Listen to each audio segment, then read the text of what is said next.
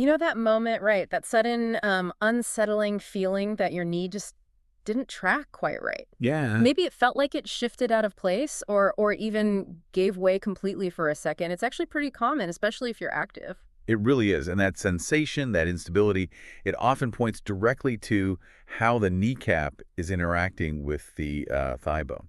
Exactly. And today we're taking a deep dive into your material, your notes, Right. specifically on patellar subluxation. We're talking about that partial, sort of temporary slip of the kneecap.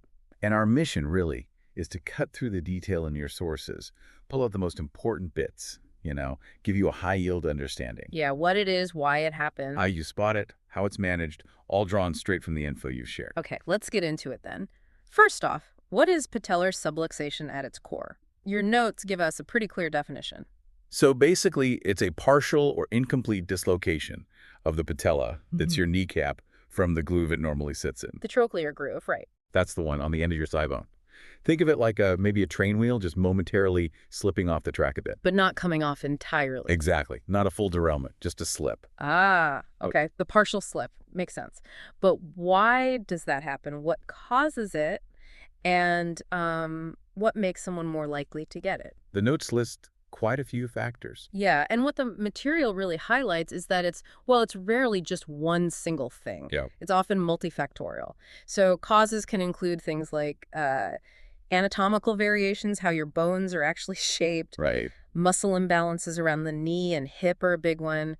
General looseness in the ligaments. And sometimes, yeah, it's triggered by a specific twist or a knock. So certain body types or maybe previous issues can kind of set the stage for it? Absolutely. The notes point out some key risk factors. It's seen more often in females. Okay. Having a history of it before previous patellar instability, that's a big predictor. If it's happened once. It's more likely again. Yeah.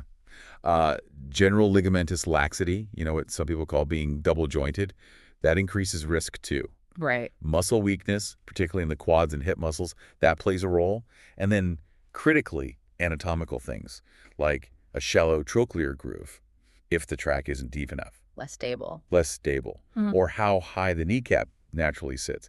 These structural issues just provide less sort of bony stability. Okay, so how do all those underlying factors actually translate into the kneecap slipping?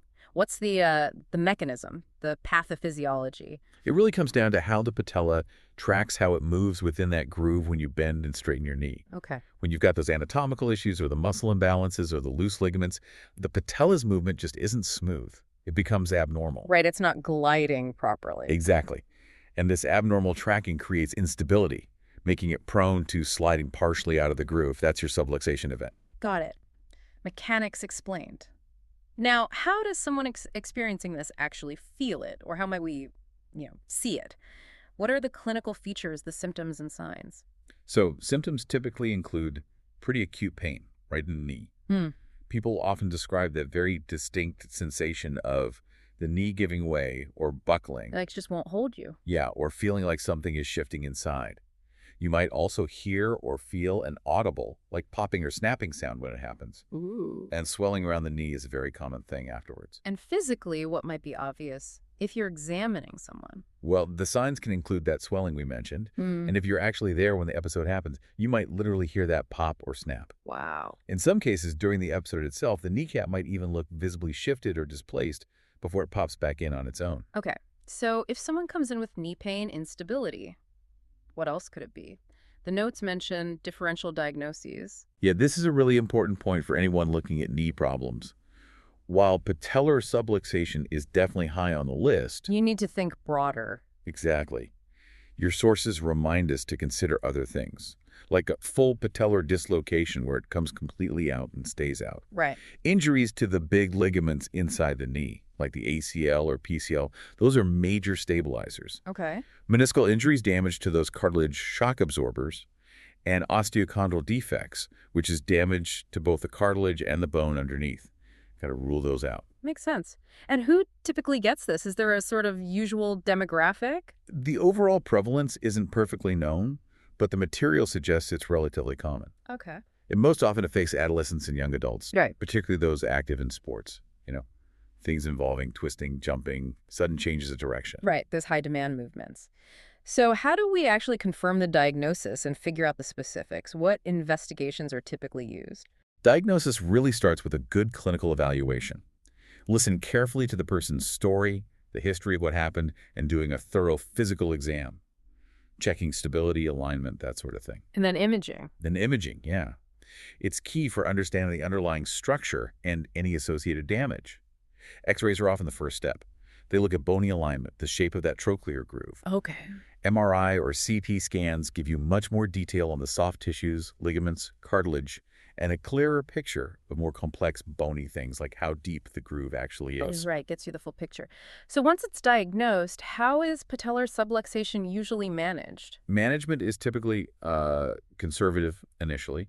The core things listed are rest, maybe some temporary mobilization with a brace, just to let things calm down. Let it settle. Yeah. And crucially, physical therapy. PT is huge here. What's the focus? Really focusing on strengthening the muscles around the hip and knee, especially the inner part of the quad muscle, the VMO, to improve how the patella tracks and its stability. Makes sense. Bracing or taping can also be used for support during activity, give a bit more confidence. Surgery is usually held back for severe cases, or if the conservative stuff doesn't work and it keeps happening. Okay. Looking ahead then, what's the typical outcome with proper care? And I guess what are the risks if it's not dealt with properly? With good management, the prognosis is generally pretty positive. That's good. Yeah, it often leads to really significant symptom relief, better knee stability, and lets people get back to their normal activities, their sports. Yeah. But the notes are clear about potential complications if it's untreated or managed poorly. Like what? Things like persistent recurrent instability, meaning it just keeps subluxating. Chronic pain becomes an issue. You can get progressive damage to the joint cartilage over time. Uh-oh. And that increases the risk of developing osteoarthritis in that knee down the line. So, yeah, it's not something you want to just ignore. That really underlines why getting the right management is key. Okay, so we've walked through the definition, the causes, how it presents, diagnosis, management, all based on your notes. I think the big picture takeaway, really, from this material is that multifactorial nature we talked about right at the start. Right, it's not just one thing. Exactly. Because several different factors can feed into this condition for any one person. Success in the long term really depends on identifying your specific underlying issues. Is it muscle weakness? Is it bone shape? Ligament laxity? You have to tailor the treatment. Precisely. Tailoring the management plan to address those unique factors is key. It's definitely not a one-size-fits-all kind of fix.